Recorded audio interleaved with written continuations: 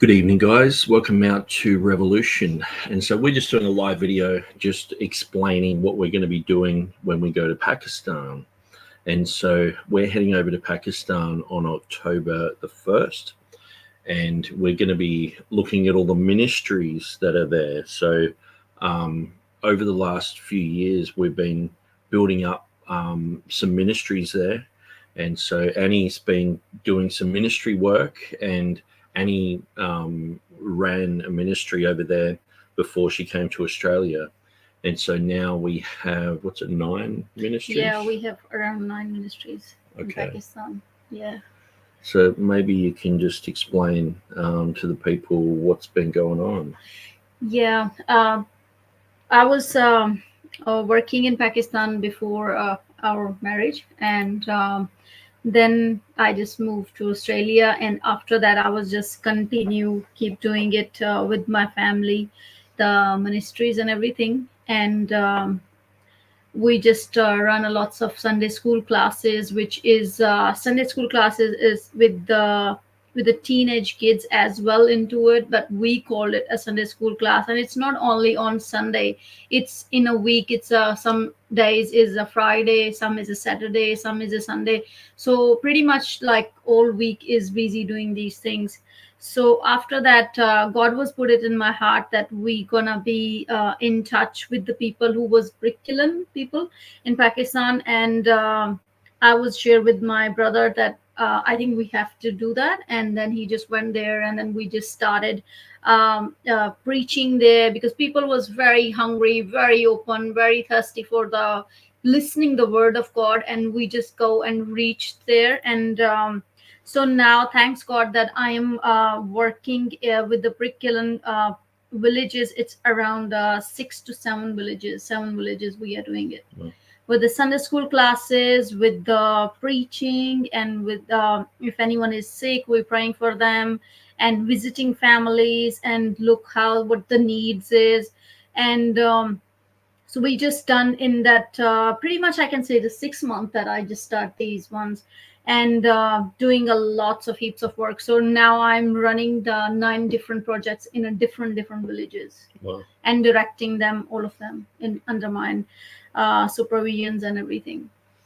Okay. And so when you're living in Pakistan, what sort of things would you do? Like, you're doing ministry work there, and so I know everything, but I'm just asking the questions so that you can explain it, Yeah, I was doing I just really love to do things for God, and I was dedicated myself just for Christ, and doing things and bringing people to God.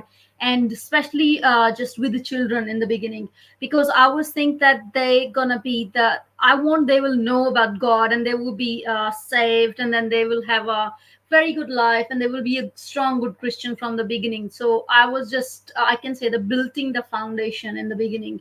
So we was doing that time when you was even with us there in Pakistan, we was running pretty much good 4 classes. And so then we just go there, do the action songs with them, and then I share the Bible story, and then we have some play fun time games. And often I just talk about the hygiene stuff, and talk with the kids how everything going in a school. And some kids can't go to school, so I was also in the time I was giving them a formal education as well, just helping them to know the alphabets and things like that. So I was just I can say that doing 100% thing of as a teacher, and as a Christian teacher as well, in the other way, that bringing them to Christ. And they can share the stories, they can share the testimonies, and I'm praying with them, teaching them how to pray, and memorizing the stories, Bible verses. So these all things was happening pretty good. And then recently I was just praying, and I thought God was put it in my heart that we gonna be in touch with the Brickylan people, because they the one was just very, very poor in Pakistan. They the one was as well, not only the parents, kids are working like a labor there. So which is very very painful for me to see that our children is this is the age to go to school. This is the age to play with the little toys, and this is the age to grow and nourish. So this is not that age to be kids are working in a 50 degrees. It's melt my heart to see that they don't have any source. And when we just reach these people, so every family have a different story, because mostly these people are working like slaves, pretty much slaves, because they just I can say that the owner was just pay a lots of debts and everything. People are under the debts, and the owner was what he do. If, for example, just I can give example that $10, so he put like $30, and then he just said, that much is your debts towards me. But actually, because these poor people are uneducated, they can't go through the bookwork and everything and see that actual we are up to 10, not to 30. But these poor people are just for all life stuck like that, because they can't give it back, because what they getting work all day making bricks and not getting much money. And plus they can't work outside. For example, if they just not, mostly he not give them much work, so they can't go out of that village and they can't do work anywhere else except than him. So they're stuck there. So they're stuck with him, with the owner. And not only the parents, kids as well, because all entire family is helping each another for the food. So it's just very heartbreaking for me that people are so much struggling. Recently, we was just done the free medical camp there, and we give free medicines because children was getting sick, because in Pakistan was a 50-degree weather. It was very hot, and people was working in hot and hungry, not eaten anything, hydrated, not had a clean water. So they just get sick. So I thought that now we want to do something for them. And we organize, we hire the doctor and get medicines and give a free checkup and free medication to children and to parents. And mostly disease was that with the people was they have so much allergy, skin allergies, because they don't do the hygiene. They're just like working however they are and not looking after themselves. And kids was just sick with the high fever, stomach ache, and lots of problems just with the kids. And it was, I can say, that was very heartbreaking to see the kids that they can't reach for the medicines. So we was just done the camp there, and then we just help everybody and give them a free medication that you guys can have it. And if you need more, you can let us know. So we just doing a lots of things, not only just giving them only just biblical education. We looking after everything for them. And families was there, they don't have any work, so we give them a food boxes, and in the food boxes was groceries, all dry stuff, because in Pakistan, you know, we eat flour and we make a paratha and roti with it. So we just give it like 10 kg to that, and the rice and the sugar and all the different important needs and everything, that people can, even if they don't have any work, they at least can feed the family. So that was my vision, that at least people get blessed with the things.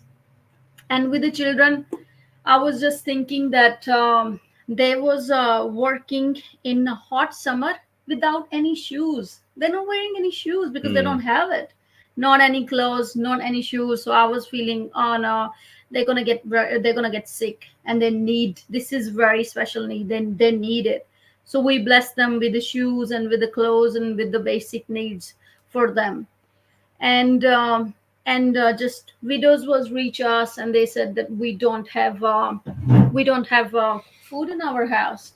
We don't have how we're gonna survive. We just need your help. So we reach them. We give them food, and plus we give them money. So recently, when I think you remember that I was share with you the story that the Sunday school was happening, and we was blessing everybody with the meal. And then lady who was she was a helper and she was organizer, she was just sudden fell down, she get faint, and just find out from the family that, oh, what's wrong, what happened. And she was a heart patient, and she worked all day in a heat without eating any food, because just find out why did she not eaten any food or anything, what's wrong. And then find out from children that we don't have anything in our house, and she not having a medicine from 2 weeks. And this happened. So I was feeling very sorry for this, raised the money for her, blessed her with the food box, and give her a money, and bless the children that they can go through the hard time and then they will have something. So this is my vision to for a people to look the other needs as well, and blessing them. Most of these people need are a food, medication, and children is just need to be have a at least stable life. I can say that. I'm not saying that they can be not work, or they can't be do this or that, or they just go to school, because it's very hard. They you can imagine if they don't have a meal at home, what would they do? It's pretty hard. So these things are all just, I'm just doing it, and I'm doing fundraising, asking people that just do something for, think about it, because even just imagine, like, even $20 can bless the family, one family. So these is all my thoughts and thinking about it, that you knows about the girl who was get leg burned. Her name was Natasha, and she was we seen her, just we seen in the photo, and then my heart was just feeling so heavy for her, that oh my god, it's a lot, it's too much to the kid. She's only like 11-year-old. She was disabled, and yeah, she is an orphan, and her and mother she's has a disability. died. And she fell in the fire and burned her leg. It was very heartbreaking to see that how, and if she the family or anyone else will not looked after, give a proper medication, or looked after this wounds and everything, doctor gonna cut the leg then. That was my worry. This was like, I was think the old children is a feel their mind, and I was like, no, we have to do this. We have to raise money, we have to do everything for her. And then when the family was just reached the house, and she was very, very badly burned. And then we just seen in the house, and in the house they hardly not have anything. They don't even have a mattress to lay down. So we was helped with the mattress, with the blanket, with the medication, with food, giving her a good diet and everything, that she will recover 2 weeks. And then just looking after her. And thanks God, yesterday I talked with her, and you seen it on a video call. She was so happy, and she was saying to me, Sister Annie, I'm really love you. I have a testimony I want to share when you coming, and how I'm gonna live without you. And nobody loves me like that you done. No one just make a friendship with me. So you are my first friend.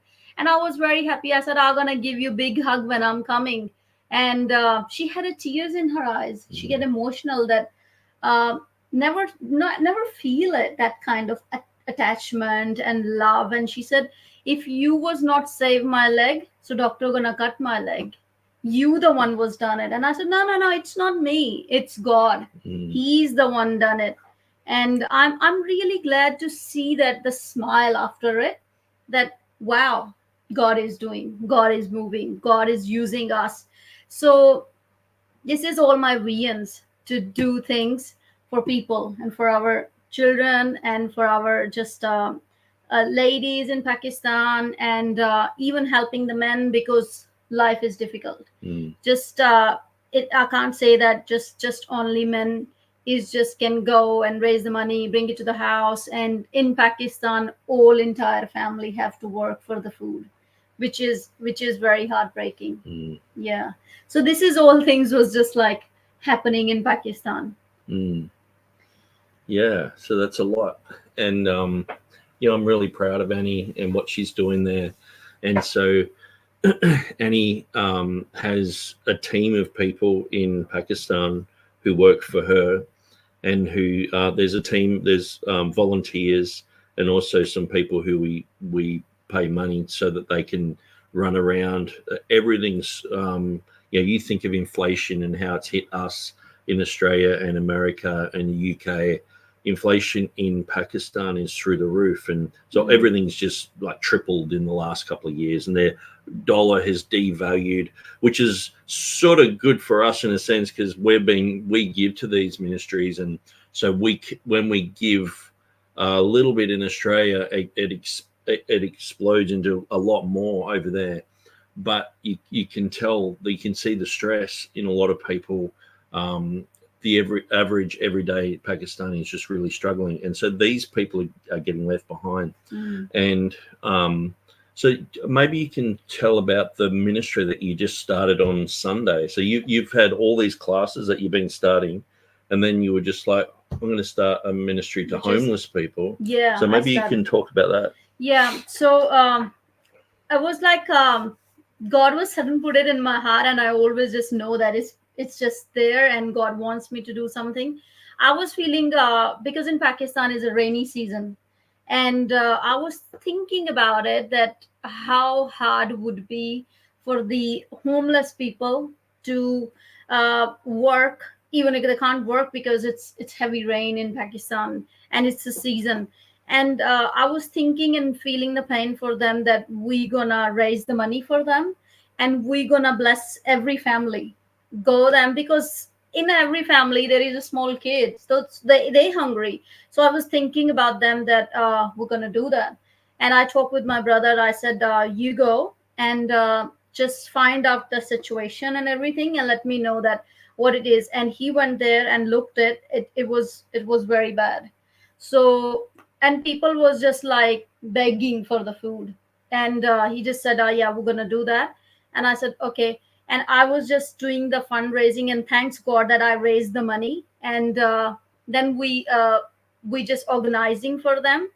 And then plus with that, it was a brick kiln village as well. So they the relatives with that one. So they said that, okay, we hungry as well, so please help us as well.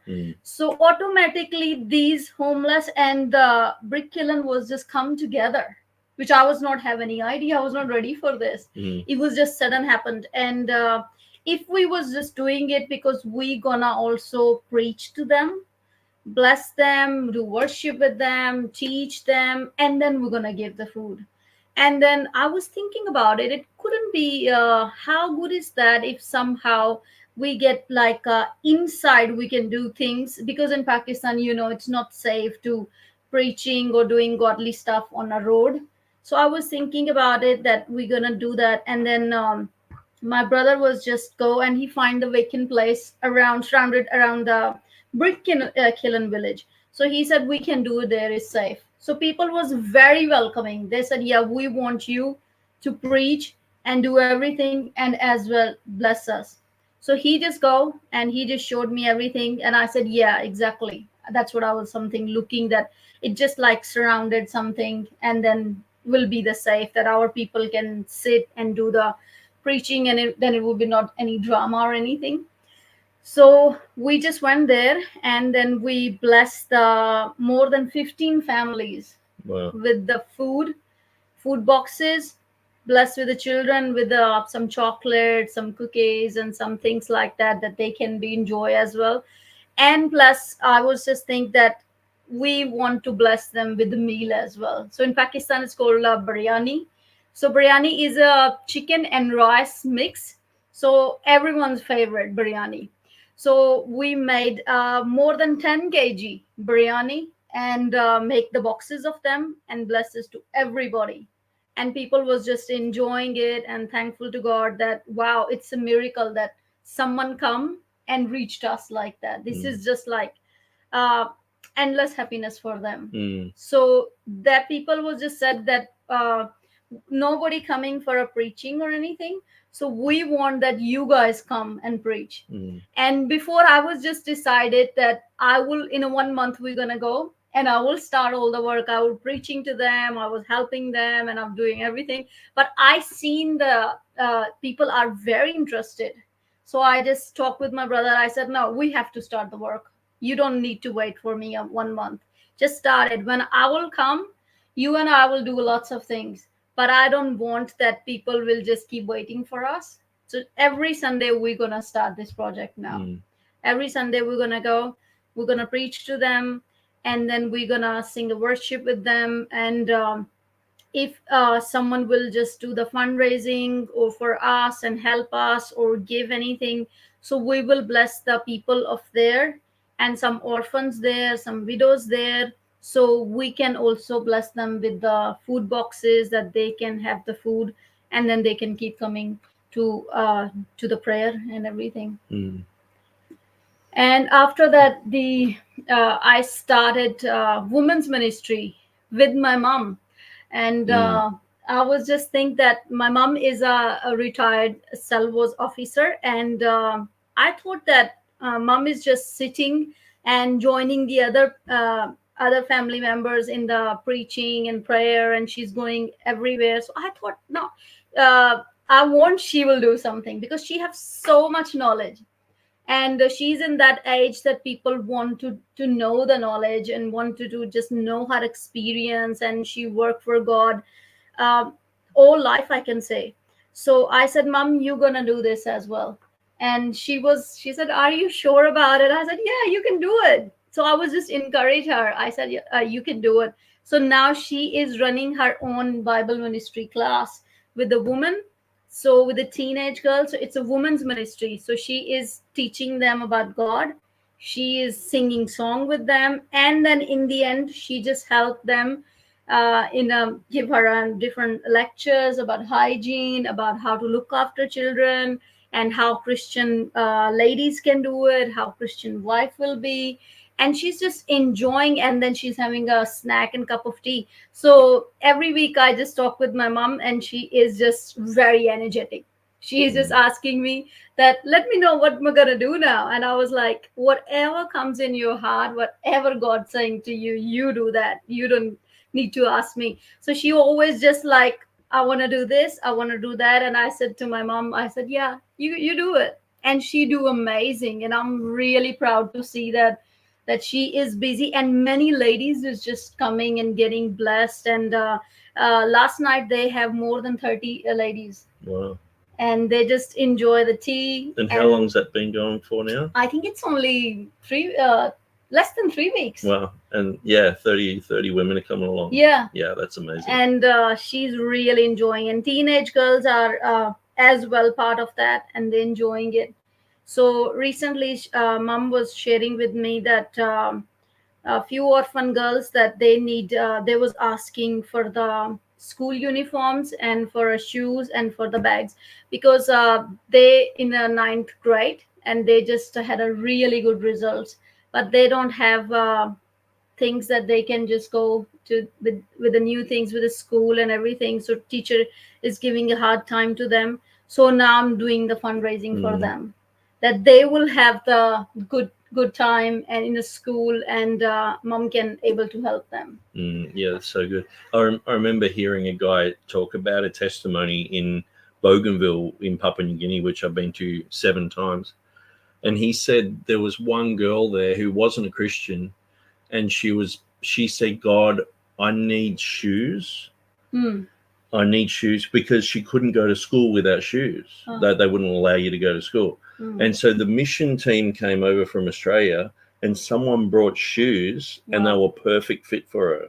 And she became a Christian through that. You know what I mean? And so sometimes, but we don't, in the West, we don't know what it's like to have no shoes, or to, you know, to struggle like that. Like some people who are desperate, like drug addicts and things like that, they might be that poor, but it's full on, because, you know, I lived in Pakistan for a year, and you'd be driving through the traffic, and you'd stop at a light, and people come banging on the glass of the door of the car, and they're asking for money, and they're trying to sell you a bit of fruit, and your heart goes out to everyone. You're like, oh man, you know, it really touches home. But we're talking about the poorest of the poor, you know, the brick kiln workers, because like slavery is illegal in Pakistan, but there are just thousands and thousands of people who are trapped as slaves in these brick kiln places. And the thing is too, it's not just as simple as getting them out.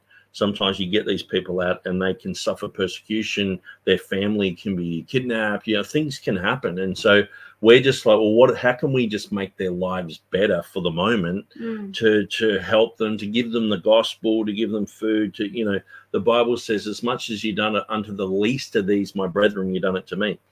And so so you were saying about the one that you just started, that a lot of those people they're already Christians, but they're just looking for like a pastor. They're looking for people. Yeah, so this is the one with the elder brother, who was just people with the brick kiln and the homeless people. They're just all together. So people is already Christian there. People is already want that someone will come and share the word of God, because people are uneducated. They can't read the Bible. So they can listen and they can believe and they can have a very strong faith. So this is my vision, to go to them and share the word of God with them. And then people will feel so good and bless them. And then if there are any needs or anything, so they can tell us, and we just do the fundraising for them, and as well bless the children and the families. So this is every Sunday going to happen in Pakistan now. And so you've had just one Sunday with that new class. Yeah. So how many people came along to that? So in that one, people will just come more than 75. Wow. Yeah. Wow. Okay. So they just come a lot. And so you've got your two brothers. Who are my brother-in-laws and my sister-in-law. Yeah. And so tell us about each of them and the classes that they're running. Yeah, sure. So brother Saqib is just doing brick kiln as well. And he is running 3 different brick kiln village. He's just looking after that. And then plus he had 2 Sunday school class and as well as Sunday school classes in his brick kiln. And sister is as well doing brick kiln Sunday school class. And elder brother is doing Sunday school class as well. He started a new one and a brick kiln as well. And mom is just running a Bible study class and the women's ministry. So this is all things are happening now. Okay. So everybody is just doing everything. Okay, so it's been how long's it been since you went to Pakistan? I can say last I went 5 years ago. Okay. And these things, brick kiln one, we just started 6 months ago. Okay. These ones. And so before that, it was mostly like children's ministry and orphans and Sunday school. And now it's like going to the brick kiln places, and all the adults are joining the classes as well. Yeah. So this is now publicly doing everything. Okay. So how come you haven't been to Pakistan in 5 years? Because first was the COVID was happening and we couldn't go. And then the other thing was that I was just busy with my just few things, and I wouldn't able to go. But now is the right time from God to go. And then I just decide that I will go, and I'm going for a few months, by the way. I will stay there, and you will come back, and then I will preach. I'll share the word of God with everybody, and I will try to make some just documentary and footage and everything, and show and speak in English, because if I will speak it, people can understand it. Yeah. Because if I speak in my language, I can speak 4 languages easily, but I need to speak it and do some interviews of the people, that what is the need, what we want, we can do for you. So how we can change a little bit life, what's this and that, and also just visiting every brick kiln where they're making the bricks and everything. So I have so many plans and ideas that what we're gonna do in Pakistan. So I'm just very excited to go to Pakistan and meet with the children, have some fun time with them, and of course see my family. And I am most of important of all of that I love to do things for God. I love to preaching. Because I know God gave it to me this, and I have to give it to other people. So this is all my vision, to do things. But for this all, I need money. That's the main big problem, that I don't have much money in me. But I know that every time we ask God, we put it next to God and say that please do it because I want to do it for my people, and this is your people, God. You just bless it. And God done a big miracle. So how are you doing all these classes now? How are you getting money now for this? I can say that not many sponsors that I have it personally, just few friends, and we often ask them, or I can put it on my Facebook, and people can just donate it. So when I get money, straight away do the things, give it on the right hands, and then they just whatever I just ask them to be, I organize everything for them. So then they do it, go and bless the people, and then we send the photos, and also we put it on our Facebook that people can see that money is going on a right way, money is using on a right purposes. So mostly the thing is that when we're gonna go to Pakistan, we're gonna do lots of crusades and everything, prayer services. So we need a money for this because we wanna organize it. Like we're paying for the tents and we're paying for just lighting and everything. What's going to happen when you and I get there? I'm going to be there for 3 weeks. So from October 1st to about 22nd. Yeah. And so not the 23rd, 22nd. Yeah. Yeah. And then so what's going to happen in those 3 weeks that I'm there? Like what have you got organized? Or what's the family? I'm going to be running around like a chicken, going to all these places. I've got 9 of these places to go to. Plus we're going to do crusades. Yeah. So can you explain exactly what's going to happen? So this is, by the way, it's a whole long list that what we're going to do. And we're going to go to each classes where like a Sunday school class is happening. Brick kiln places is just happening. We're going to go there, and plus we're going to do the 2-night crusades in different village. We're going to travel to there, which is around 4 hours away from Faisalabad. And so then we're gonna visiting some relatives. We're gonna have just a dinner with them, and plus I can say that we're gonna be every day is busy there when we're gonna go in Pakistan. And few people in Brick Kiln that we're gonna go to their houses for the praying for them because they're sick. They can't join the class and they can come to see us, but we're gonna go door to door. And we're going to pray for people. So these all things going to be happened as well. That's really good. Yeah. And so who else is coming? We got a bunch of other people coming? Yeah. It was a few friends was just said to us from Australia that they wanted to be join us in a missionary trip. But I'm not sure yet that it would be happened or not. But I'm praying that it will be happened. But let's pray that it will be, God will just make easier for them to join us in Pakistan. And so that's all happening. No, that's good. That's good. And so, we're doing this video. Lots of people who know us, or we made a video and we put it on Facebook. And so what I'm going to do is after this video, I'm going to upload that as well, because we show lots of slides and we sort of explain what's going on in the slides. So we're going to do the same thing with this because obviously visual works a lot better.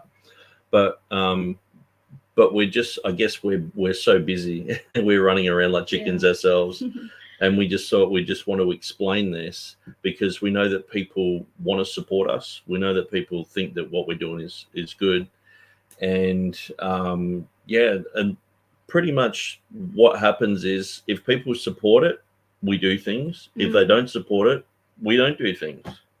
And that's about it. Actually, we still do it because not like if people support it, it's well and good. It's so happy that it happens easily.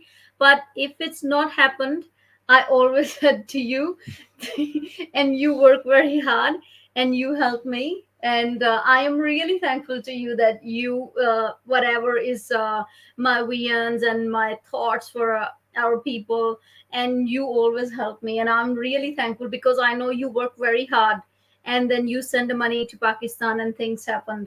So you're already doing from many years lots of things for us, for me, and for my family, and for the other people, and how we was blessing the widows and giving monthly money to them for their medicines and everything, and you helping my mom, giving her a medicine for every month, and you helping my sister-in-law. She's just doing in a medical some training, so you helping it, and you help a lot to the family, and it's always very honor for us that I never seen anybody who was working with their hand like that hard you do, and then you give it to the other people. Mostly it's very difficult, but I'm thankful that you do, and that's why God is blessing us. And look how many people is getting blessed through us,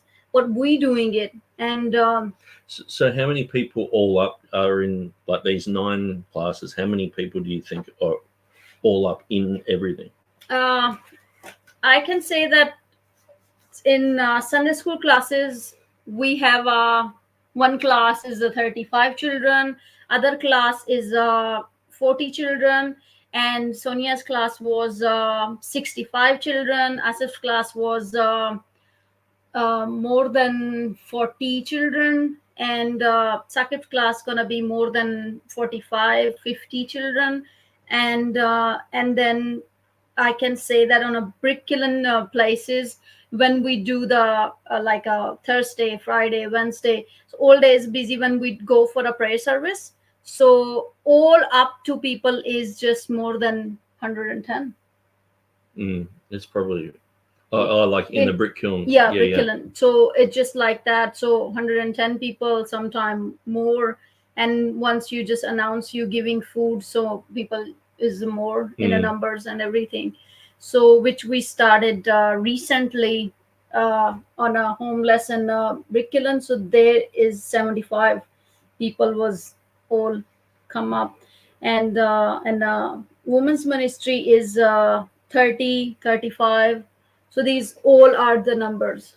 And so what? So you were mentioning you do the medical camp.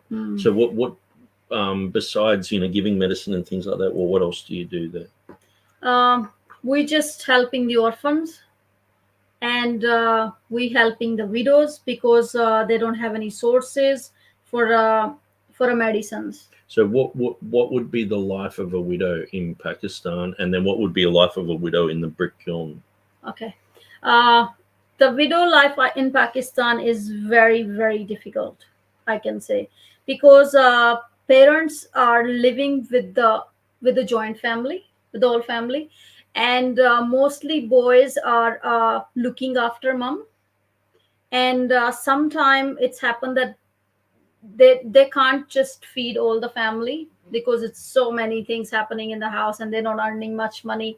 So mom or dad or anybody, so it just get little bit ignored and neglected, I can say that, because then they can't go with all the needs of the parents as well or the widow lady. So it's very hard. So one of the lady I know that she had 3 boys, but they can't look after her. And I met her, and she was always very heavy in her heart and crying and just saying, so they kicked me out from the house. I don't have any place. And she was living in our house with us. And we was looking after her. And then she's a patient, and we're blessing her with the medicines. And so life is like that in Pakistan, that because our government not give any money or anything like how here is things happen. You have the pension or you have access of a medication. So in Pakistan, it's nothing like that. So you too much rely on the children. And if children can't look after you, so you neglected and you get ignored, and you feel like you left. So whoever was just struggle like that, so they just reach me, share with me, and I just do the fundraising for them, that we're going to help the lady in the need. And then thankfully some friends was just open and they just bless us with the money. And that's how things happened in Pakistan. And so what do you get out of all this? Nothing. I don't want to get anything from it, because everything is for them. My only is effort. My only is energy. My only is faith and vision. And I give my 110% for everything. I was just like, I want to do it. I want to do it. And I'm praying and asking God that my vision is just come from you, Lord. You the one gonna do it. So here money comes, there money go, and we do things. So it's not our money. It's nothing to do with us. And we never ever wanted to have even a penny of it, because this money is for them. And that's how you always just teach me that God give it to us for them. This is not for us. So I'm happy that you always just trained me like that as well, that this is this and this is that. So which is helps very good in a way that we never be, so people can think that it's not for our pocket. This is not for my needs or your needs. This is for them. And anybody can ask me any questions on it and how we do it and things like that, or any kind of proof or anything. I would love to share, because we always just put it on Facebook. That if anybody bless us, we said, here is the pictures, you can have a look. And because it's God's money and it needs to be going to God's people. So this is all a thing. And so when you give a box of food, what's in that? Like in the box we have which is called flour. It's a 10 kg of it, and we give a sugar, we give tea, because Pakistanis love to have a chai tea, and we give a milk in it, we give some like a chili, salt, and we give lentils, and we give beans, and we give a lots of different things for in that packet that we can and oil and water and something it's called dessert. So it's a dry one, but you make it. So in Pakistan, it's everyone's favorite. We also put it in it that people can as well feel good and enjoy. Yeah, and that's one thing, because I remember I used to go over to Papua New Guinea a lot and preach and just give the gospel. And sometimes people would be very needy, and so I'd help them. I remember one lady, she was crying, and she'd just run away from her husband who was bashing her. So she had her kids, and she's just there crying in the parking lot. So we realized this lady's in problems, and so we went up and we're praying for her. And it's like a few people were like, look, here's a little bit of money. And so we all gave a bit of money, and it was like, probably like $25 or something. So it was like 50 kina. And then it was about 5 years later, I was preaching in Bougainville in the market, and the lady came up and said, hey, Pastor Nick, you remember me? And I said, no. And she wasn't a Bougainville lady. She was from Papua New Guinea. And I said, no, sorry, I don't. She said, remember, I was in the parking lot. I was crying with my children, and you gave me money. Wow. And I said, yeah, I remember. She said, with that money, I bought a ticket here to Bougainville. And so it's a fair way away from the main part. And she was, her life was blessed from then. Wow. Like, so she needed that money just to get out of that situation she was in. And we didn't know. We're just like, here, you have some money. So sometimes you just don't know. When people are in a desperate situation, you're giving them a little bit of food. And like, I remember when we raised money during COVID, because there was like, how many people were banging on the door of the house? Like, it hundreds. Was nearly 140 people. It was banging on the door looking for food, because they'd stopped working. They banned people from walking the streets. And so it was like staying in the house and not to come out, not to do anything for quarantine that time. And we blessed the people with the food boxes and everything. And so we was raising and giving. And so people was just, even some Muslim families was come as well, and they was banging our gate. They was just like, oh, please give us the food as well. Our children are hungry. So it was like, okay, we will bless you. And again, just doing fundraising and blessing the other people. So it always bit like that giving to people and in their hard times and everything. Yeah.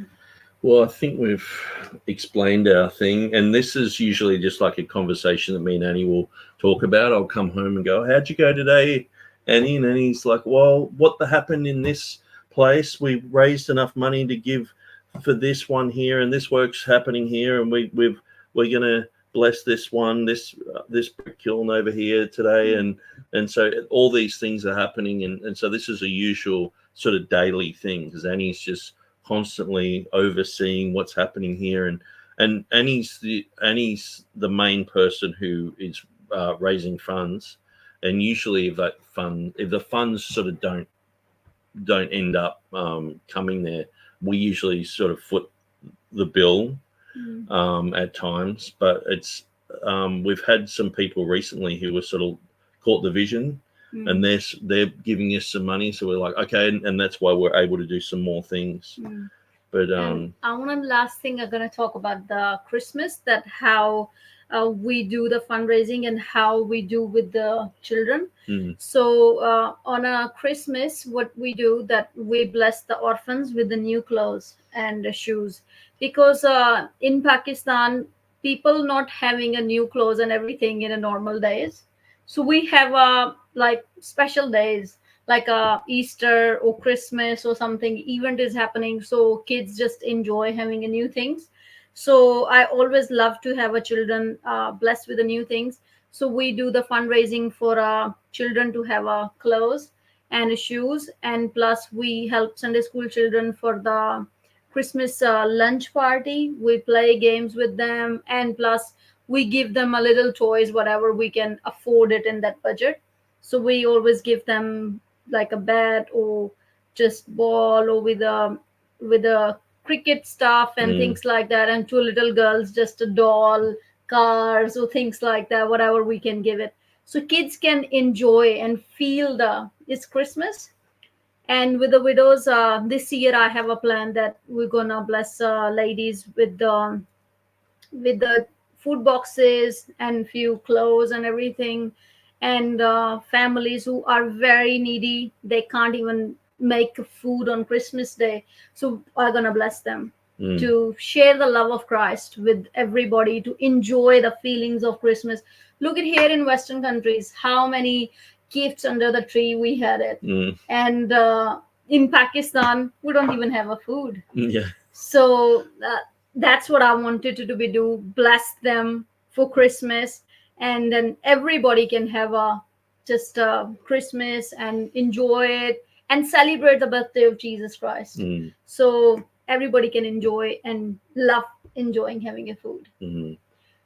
So this is all my thoughts. This is all my dreams, and this is all my visions for our people, for our brothers and sisters, and for our children in Pakistan.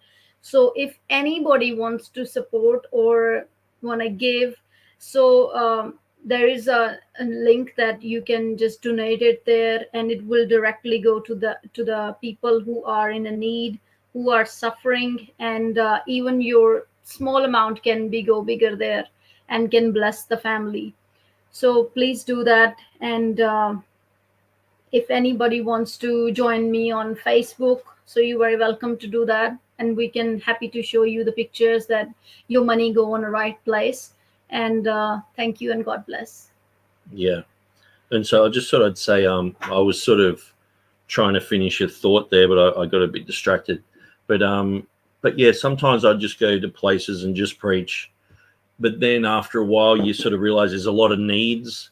But then as I've taken teams up to Papua New Guinea, or when we're in Pakistan, I realized that a lot of these kids, that they have no toys whatsoever. Their whole life, like you think in the West, like kids are just like, PlayStations and computer games, and they've got everything, and so sometimes you give them something and they're like, they roll their eyes and go, I don't even want it.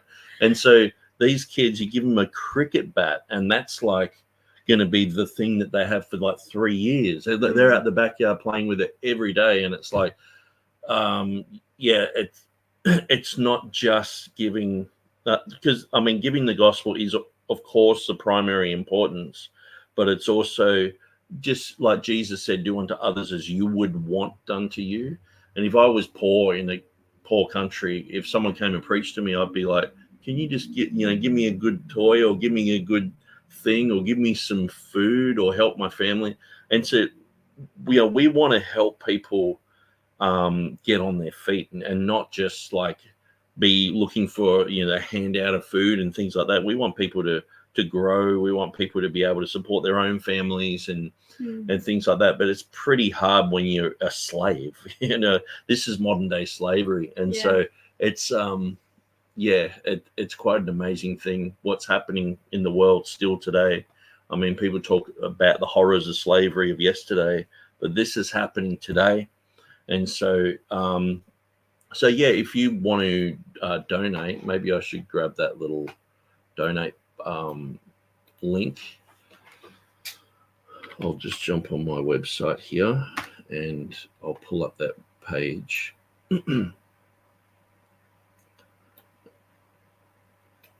Open this one.